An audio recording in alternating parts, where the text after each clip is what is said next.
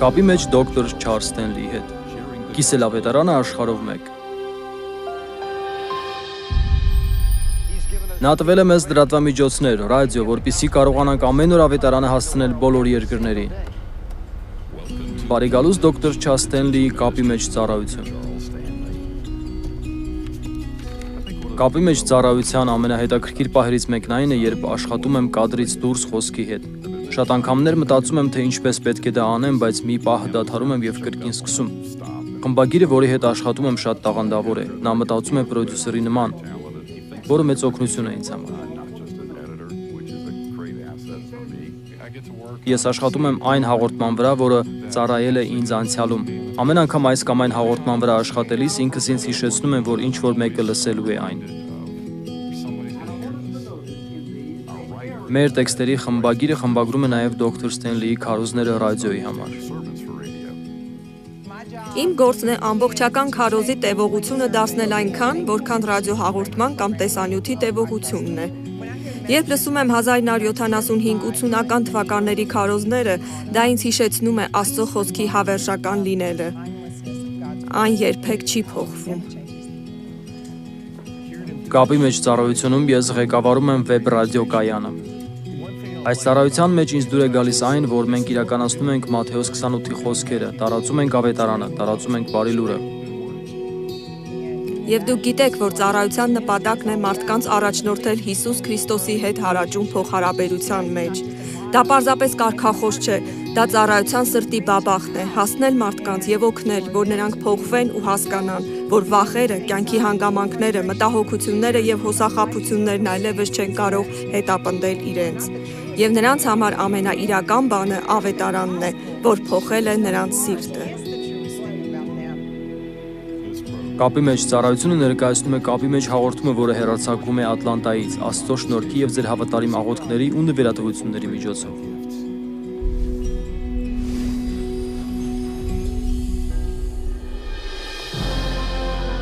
Կապի մեջ հաղորդման եթերում ապաշխարության կոչ ուղերձն է։ Որքան անգամ եք Տիրոջը խոստովանել նույն մեղքը, եւ որքան անգամ եք նրան ասել, որ զղջում եք դրա համար։ Եվ զղջալուց հետո որքան անգամներ եք նրան ասել, որ այլևս երբեք չեք անի։ Եվ որքան անգամներ եք հոգու խորքում կասկածել, որ նորից չեք անի դա։ Դուք ասում եք, ես շարունակ խոստովանում եմ, բայց կարծես որևէ հաղթանակ չունեմ այս հարցում։ Միթե Աստվածաշունչը չի ասում, որ եթե խոստովանենք մեր մեղքերը, նա հավատարիմ է եւ արդար, ներելու մեր մեղքերը եւ սրբելու մեզ ամեն անիրավությունից։ Ինչու ես հաղթանակ չունեմ այս բնագավառում։ Հենց այդ մասին եմ ուզում խոսել այսօրվա ուղերձում, որն անվանել եմ ապաշխարության կոչ։ Եթե ձեզ հարցնեն, թե ինչ է ապաշխարությունը, ինչպես կբացատրեք։ Մի քանի րոպեից մենք կիմանանք դա։ Ուզում եմ բացեք Ղուկասի 24-րդ գլուխը։ Դա վերջին գլուխն է։ Այստեղ 44-րդ խոսքից սկսած Հիսուսն իր հեռանալուց առաջ խոսում է աշակերտների հետ։ Նա բացում է նրանց Աստծո խոսքը եւ ասում, որ նրանք վկաներ կլինեն այն բաների, որ լսեցին եւ տեսան նրանից։ Ահա թե ինչ է նա ասում 44-րդ խոսքից։ Եվ ասաց նրանց. Այս այն բաներն են, որ ձեզ հետ խոսեցի, քանի որ ես ձեզ հետ էի, թե պետք է կատարվի Մովսեսի օրենքում եւ մարգարեներում եւ Սաղմոսներում բոլոր ինձ համար գրվածները։ Այն ժամանակ նրանց միտքը բացվեց, որ գրքերը իմանան։ Եվ նրանց ասաց, թե այսպես է գրված, եւ այսպես պետք էր Քրիստոսին չարչարվեր եւ երրորդ օրը մեռելների միջից հարություն առնել։ Եվ նրա անունով ապաշխարություն եւ մեղքի թողություն քարոզվի բոլոր ազգերի մեջ Երուսաղեմից սկսած։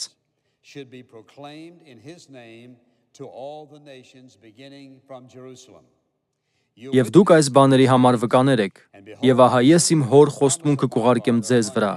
Դուք էլ նստեք Երուսաղեմ քաղաքում մինչև վերևից զորություն հագնեք։ Նա ասում է, որ այն ուղերձը, որը նրանք ունեն, ապաշխարությունն է մեղքերի թողության համար, եւ Սուրբ Հոգին կլինի նրանց մեջ, նրանց հետ եւ նրանց վրա ու կարողություն կտա նեղությամբ քարոզելու նրա խոսքը։ Ինչ նկատի ունի Աստվածաշունչը ապաշխարություն ասելով։ Նոր Կտակարանում երկու հիմնական բառ կա ապաշխարության համար, ըստ էության այն նշանակում է մեղքի ընդունում, որը ներառում է մեղքի համար աստվածային զղջում եւ ուղղությունը փոխելու պարտավորվածություն։ Այսինքն ապաշխարությունը ավելին է, քան մեղքի համար ներողություն խնդրելը, այն ավելին է, քան մեղքի համար տրտմելը, այն ավելին է, քան խեղճի խայտը զգալը, այն բանի համար, որ մեղանչել ես Աստծո դեմ։ Ապաշխարությունն ավելին է, քան միայն զգացումներ ունենալը։ Օրինակ, մարդը կարող է շատ զղջալ իր մեղքի համար դրան հաջորդող հետևանքների պատճառով։ Նա կարող է խեղճի խայտ զգալ դրա համար, որովհետև ինչ-որ մեկն իմացել է այդ մասին։ Նա կարող է տրտմել իր մեղքի համար եսասիրության պատճառով, որովհետև դա վնասել է իրեն։ Ուստի, երբ որևէ մեկն ասում է, որ ապաշխարությունը մեղքի համար զղջալն է կամ մեղքի համար տրտմելը կամ մեղքի համար ցավելը, այդքան էլ ճիշտ չէ։ Ապաշխարությունը ներառում, բայց չի սահմանափակվում այս ամենով։ Հին կտակարանում եբրայերեն ապաշխարություն բառը շրջվելն է։ Երբ մարդ ապաշխարում է իր մեղքի համար, նա մտափոխվում է։ Մտքի փոփոխությունը պետք է հանգեցնի ուղղության, պահվածքի եւ վարքագծի փոփոխության։ Հակառակ դեպքում դա ապաշխարություն չէ։ Ապաշխարություն չի նշանակում պարզապես ցավել, խղճի խայտ զգալ կամ զղջալ այս կամ այն արարքի համար։ Ապաշխարության մասին կարելի է խոսել տարբեր կողմերից, բայց հիմնականում այդ բառը նշանակում է շրջվել։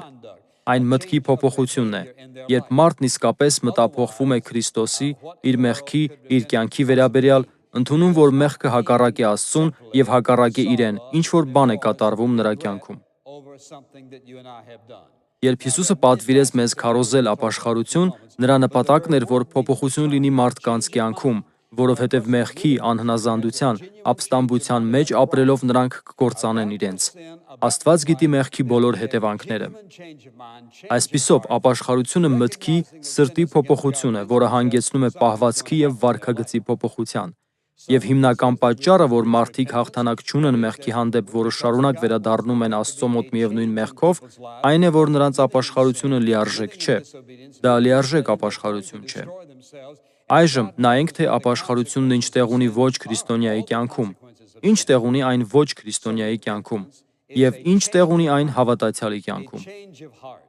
Ինչ էր քարոզում Հովհաննեսը. ապաշխարեք, որովհետև երկնքի արքայությունը մոտեցել է։ Հիսուսը եկավ եւ նույն բանը քարոզեց։ Պողոսն ասաց. Աստված կամենում է, որ բոլոր մարդիկ ապաշխարեն։ Հիսուսն ասաց. Ես եկել եմ, որ ոչ թե արդարներին, այլ մեղավորներին կանչեմ ապաշխարության։ Ինչու նա չասաց փրկության, կամ ինչու չասաց հավատքի մեջ, որովհետև նրանք այդ արտահայտությունները փոխադարձաբար էին օգտագործում։ Երբ Հիսուսն ասաց, որ եկավ ոչ թե արդարներին, այլ մեղավորներին ապաշխարության կանչելու, նա նկատի ուներ, որ նրանց կանչում է կյանքի փոխհարաբերության, մեղքերի թողության եւ փրկության։ Այսպիսով, այս բառերը հաճախ օգտագործվում են փոխադարձաբար, նշանակելով ապաշխարություն եւ փրկություն։ Համատեքստից պարզ է դառնում, թե ինչ նկատի ուներ։ Ինչ որ մեկը կասի. լավ, ես գիտեմ, որ նա օգտագործում էր դա փրկության համար,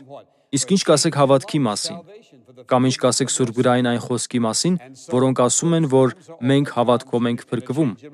Օրինակ, Հովհաննեսի ավետարանում ապաշխարություն բառը նույնիսկ նշված չէ։ Ինչու՞։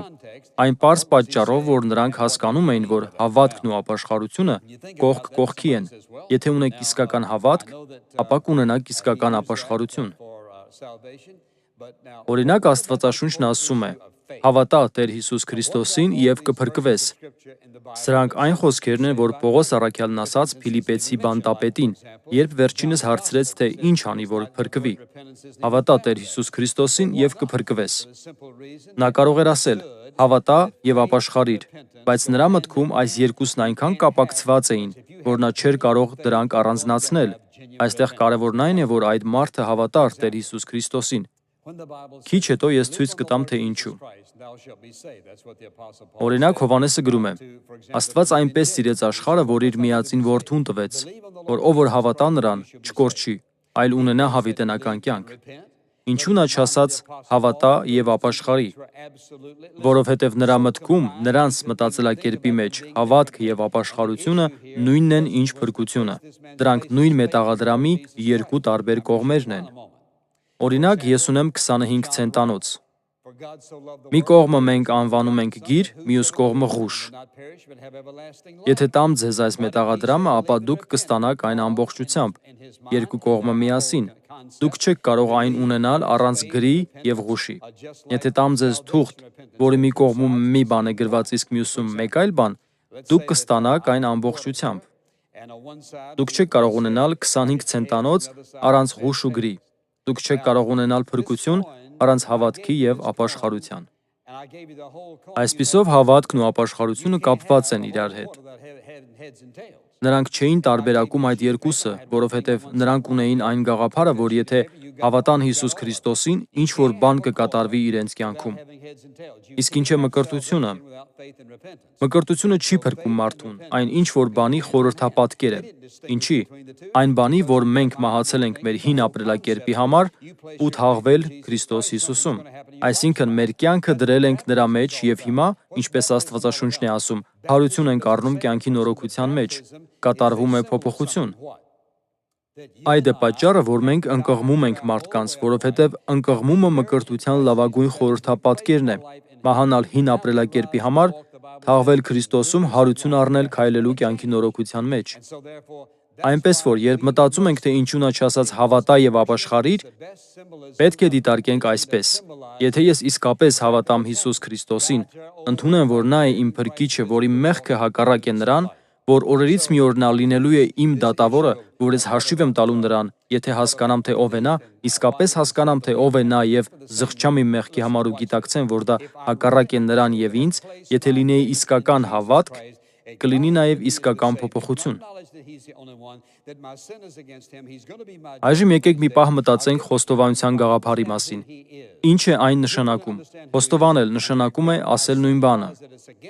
Երբ ես խոստովանում եմ իմ մեղքերն Աստծուն, ես համաձայնում եմ իմ մեղքի վերաբերյալ նրա տեսակետի հետ։ Ես ասում եմ նույն բանը, ինչ նա է ասում։ Եթե անկեղծ խոստովանությունը նշանակում է մեղքի վերաբերյալ, ես ասում եմ նույնը, ինչ Աստված է ասում։ Մտածում եմ նույնը, ինչ նա է մտածում։ Նայում եմ նույն ձևով, ինչպես Աստված է նայում։ Եթե դա անկեղծ խոստովանություն է, ուրեմն դրանում պետք է ապաշխարության տարր լինի, որովհետև եթե ես տեսնում եմ այնպես, ինչպես նա է տեսնում, ուրեմն դա մեղք է։ Դա հակառակ է Աստծուն, հակառակ է ինձ, ունի կործանարար կամ վատ հետևանքներ։ Այսպիսով, Աստծո տեսանկյունից մեղքը հակառակ է Աստծուն, հակառակ է մեզ, այն չի համապատասխանում մեր կյանքին։ Ազատվիր դրանից, հեռացիր դրանից, հրաժարվիր դրանից։ Եթե ես մոտենում եմ Աստծուն և ասում. Տեր, ուզում եմ խոստովանել իմ մեղքը և շնորհակալություն հայտնել քեզ, դու ասացիր, որ եթե խոստովանեմ մեղքս, դու հավատարիմ ես և արդար ներելու իմ մեղքերը։ Ես հիասթափված եմ ինքս ինձնից, որ այդպիսի բան եմ արել։ Հիսուսի անունով, ամեն։ Արդյոք դա բավարար է։ Ոչ։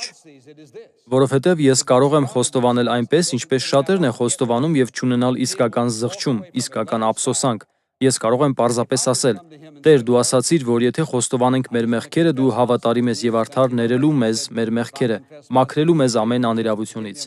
Ես խոստովանում եմ սա։ Տեր, ուզում եմ շնորհակալություն հայտնել, որ ներված եմ Հիսուսի անունով։ Դա նույնիսկ սրտի մակարդակ չհասավ։ Խոստովանությունն ավելին է, քան Աստծուն ասելը, թե ինչ եք արել։ Հիշեք, այն նշանակում է համաձայնել ինչ-որ բանի հետ։ Եթե ես համաձայն եմ Աստծո հետ իմ մեղքի հարցում, ես գալիս եմ նրա մոտ խոստովանելու։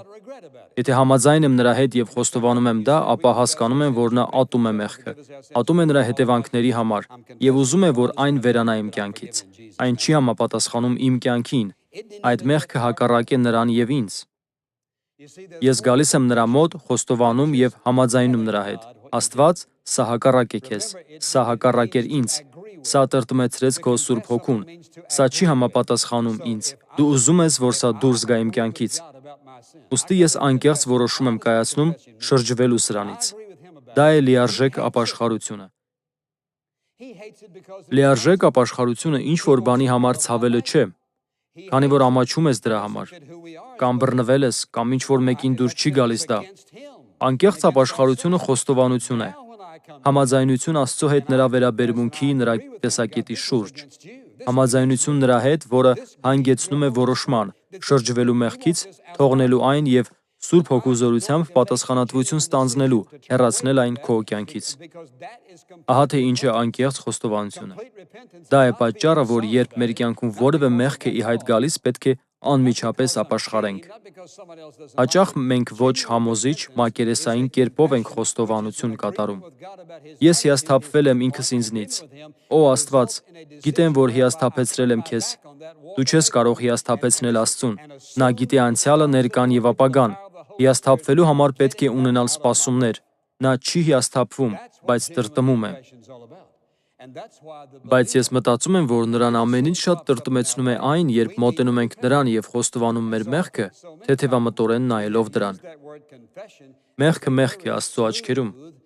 Դուք ասում եք, միթե Աստված նույն կերպ է նայում բոլոր մեղքերին։ Ոչ, կան մեղքեր, որոնք առավել տհաճ են Աստծո աչքերում, բայց մեղքը մեղք է։ Իսկ ինչպես վարվել մեղքի հետ։ Մեղքին չպետք է վերաբերվել թեթևամտորեն։ Տեր, ես նորից արեցի դա, ես ցավում եմ, գիտեմ, որ ներում ես ինձ Հիսուսի անունով։ Ոչ, ես պետք է նայեմ մեղքին Աստծո տեսակետից, եթե մտադիր եմ համաձայնել նրա հետ։ Եթե Աստծո տեսակետից նայեմ դրան, ապա սրտումս շատ ավելի վատ զգացողություն կունենամ։ Դուք ասում եք, դուք նորից կրկնում եք։ Այո, որովհետև սա է բազմաթիվ պարտությունների հիմնական պատճառը։ Մարդիկ ասում են, տարիներ շարունակ ես փորձել եմ ազատվել սրանից։ Ես փորձել եմ խոստովանել եմ, բայց արդյոք ապաշխարել եք։ Արդյոք ասել եք, Տեր Հիսուս Քրիստոսի անունով Սուրբ Հոգու զորությամբ ես շրջվում եմ։ Ես ընտրում եմ շրջվել։ Ես հրաժարվում եմ դրանից։ Արդյոք սա նշանակում է, որ Սատանան ձեզ մենակ կթողնի։ Ոչ։ Արդյոք սա նշանակում է, որ դուք այլևս չեք ձախողվի։ Ոչ։ Բայց եթե նորից ձախողվեք, անկեղծորեն կապաշխարեք եւ կշրջվեք, որովհետեւ դա հակառակ է Աստծուն, հակառակ է ձեզ։ Աստված չի ուզում, որ դա լինի ձեր կյանքում։ Եվ գիտեք ինչ։ Ուշ թե շուտ եւ ավելի հավանական է շատ շուտով Աստված կտա ձեզ հաղթանակ այն բանի հանդեպ, ինչով Սատանան անհանգստացնում է ձեզ։ Եթե իսկապես լուրջ լինեք Աստծո հետ, ակնթարթային հաղթանակներ կարող եք ունենալ։ Բայց շատերի վերաբերմունքն այսպիսին է. Տեր, ես գիտեմ, որ տկար եմ, ես ուզում եմ շնորհակալություն հայտնել, որ դու հասկանում ես, որ ես կատարյալ չեմ։ Որքան շատ է նա լսել այս խոսքերը։ Աստված, դու գիտես, որ ես կատարյալ չեմ, ես մի մեղավոր եմ, շնորհքով փրկված։ Ես գիտեմ, որ դու հասկանում ես եւ ուզում եմ շնորհակալություն հայտնել ինձ ներելու համար։ Անհավատի կյանքում ապաշխարությունը նրա փրկության համար է։ Դա փրկության փորձառություն է։ Հավատացյալի կյանքում ապաշխարությունը Աստծո հետ հաղորդակցումը ճիշտ վիճակում պահելու համար է։ Հավատացյալի կյանքում դա որևէ կապ չունի փրկության հետ։ Անհավատի կյանքում դա կապ ունի փրկության փորձառության հետ։ Անհավատն ապաշխարում է փրկվելու համար, իսկ մենք Աստծո առջև մաքուր եւ հնազանդ ապրելու համար։ Ապաշխարությունն աստվածային զղջում է։ Ես նայում եմ դրան Աստծո տեսանկյունից։ Ես նայում եմ, որ դա հակառակ է նրան։ Դա աստվածային զղջում է, այն ստիպում է ինձ այնքան վատ զգալ, որ ներսումս փոխվելու ցանկություն է առաջանում։ Այդ դեպքում ինչու մարդիկ չեն փոխվում, որովհետև բավականաչափ վատ չեն զգում։ Նրանք հանդիմանություն չեն զգում մեղքի համար, նրանք արդարանում են, պատճառաբանություններ են բերում։ Անկեղծ ապաշխարությունը հանգեցնում է վերաբերմունքի, արարքների, վարքագծի իսկական փոփոխության։ Ինչպես ասացի, բոլորի կյանքում նույն կերպ չի լինում։ Օրինակ, մեր փրկության պահին Աստված չի հանդիմանում մեզ այն ամենի համար, ինչը հանդիմանության կարիք ունի։ Ինչ է նա անում։ Նա մեզ առաջնորդում է քայլ առ քայլ։ Սուրբ Հոգով նա ցույց է տալիս, թե ինչը չի համապատասխանում ձեր կյանքին, բայց երբեմն ոչ թե չեք ցանկանում լսել, այլ պատրաստ չեք լինում լսելու։ Ուստի Աստված իր շնորհքով, սիրով, ողորմությամբ, համբերությամբ ու երկայնամտությամբ սրբում է մեր կյանքը։ Ինչ է Աստծո շնորհքը։ Աստծո շնորհքն այն է, երբ Աստված ներում է հավատացյալին, որը մեղանչում է նրա դեմ։ Գուցե ինչ-որ բան է տեղի ունենում ձեր կյանքում։ Գուցե դա գայթակղություն է կամ ինչ-որ մեկն այնքան վատ է պահում իրեն, որ բարկացնում է ձեզ եւ դուք ուզում եք ինչ-որ բան ասել, այդ ժամանակ Սուրբ Հոգին հանդիմանում է ձեզ։ Դուք հասկանում եք, որ դա ճիշտ չէ։ Ճշմարիտ ապաշխարության դեպքում դուք կասեք. Աստված, ներողություն եմ խնդրում, դու լուծիր այդ մարդու հարցերը, ես ապաշխարում եմ այս մեղքի համար։ Աստված, ես չեմ ուզում, որ դա լինի իմ կյանքում։ Իսկական լիարժեք ապաշխարությունը ոչ միայն վերաբերմունքի, այլև արարքների եւ վարքագծի փոփոխություն է։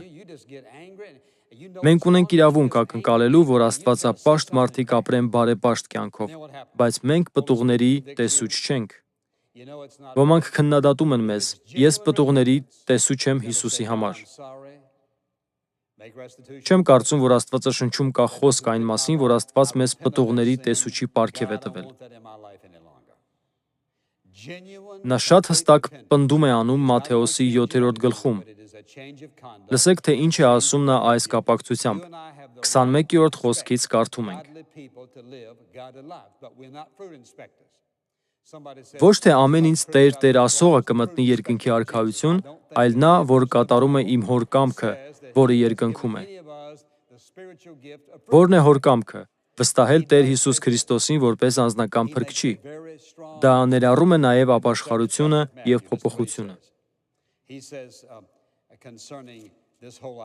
Շատերը կասեն ինձ այն օրը. Տեր, Տեր, չէ՞ որ քո անունով մարգարեացանք և քո անունով դևեր հանեցինք և քո անունով շատ զորություններ գործեցինք։ Երբ հերթը հասավ գործին, նրանք այնտեղ էին։ Եվ ես այն ժամանակ պարզ կասեմ նրանց,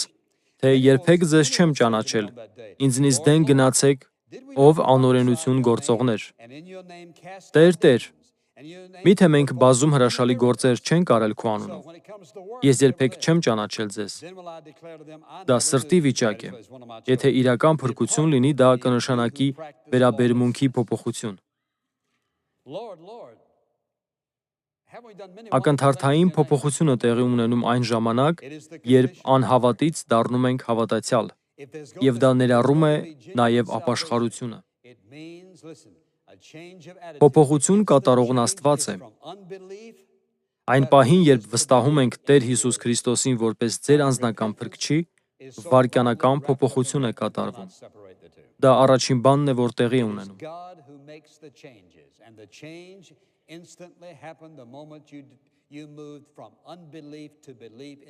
Այսպիսով, ո՞րն եք առաջին տեղում դնում։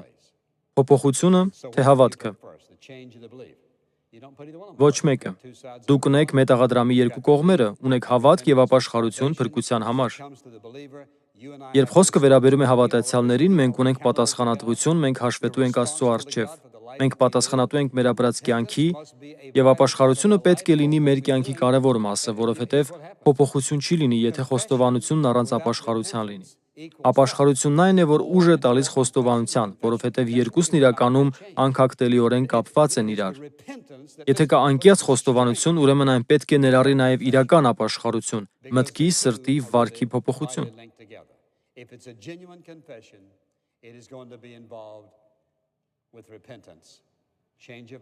Ոմանք ասում են, ես շարունակ խոստովանում եմ, բայց ոչ մի հաղթանակ չունեմ։ Իսկ երբևէ ասել եք, Աստված, սա չի պատկանում իմ կյանքին։ Ես ապաշխարում եմ այս մեղքի համար և Սուրբ Հոգու զորությամբ հենց հիմա ընտրում եմ հրաժարվել դրանից։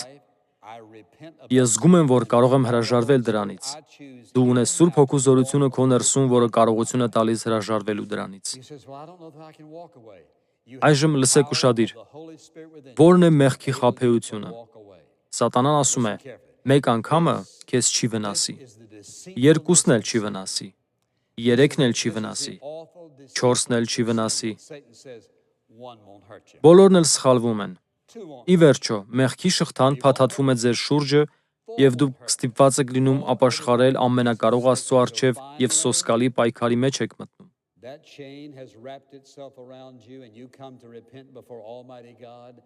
Լսեք,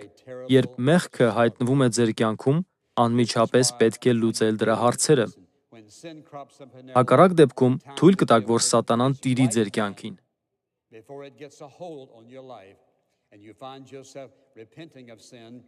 Կարո՞ղ է Աստված կոտրել այդ շղթան։ Այո։ Իսկ կկոտրի։ Իհարկե կկոտրի։ Հարցը ոչ թե այն է, թե Աստված կարող է, թե ոչ, այլ այն, թե ուզում ենք, որ նա միջամտի, թե ոչ։ Մարդը կարող է ունենալ վատ սովորություններ, որոնք արմատանում են նրա կյանքում։ Գուցե նա Աստծուն ասի, որ չի ուզենա ունենալ դրանք իր կյանքում, բայց ճշմարտությունն այն է, որ հոգու խորքում նա չի ցանկանում հրաժարվել դրանից։ Սա իսկական ապաշխարություն չէ։ Նա պետք է որոշում կայացնի լուծելու դրա հարց և հրաժարվի դրանից։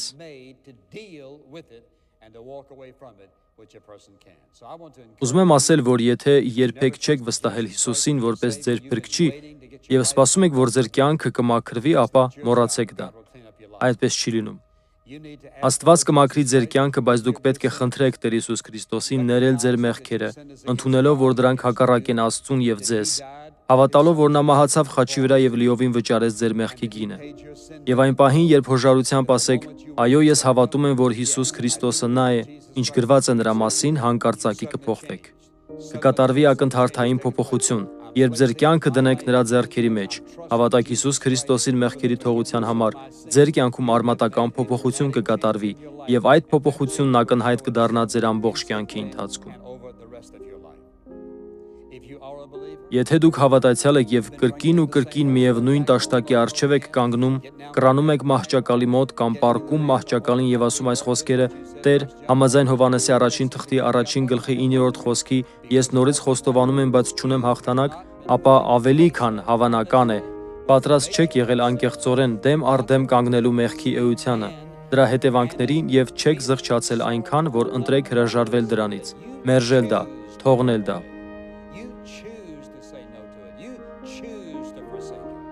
Բարեկամս,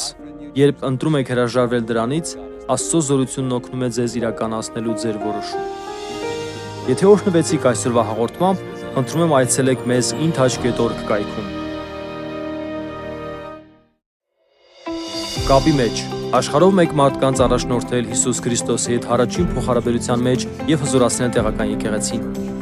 Այս հաղորդումը հովանավորվում է կապի մեջ ծառայության կողմից եւ հնարավոր է դառնում Աստծո շնորհքի եւ ձեր հավատարիմ աղոթքների ու նվիրատվությունների միջոցով։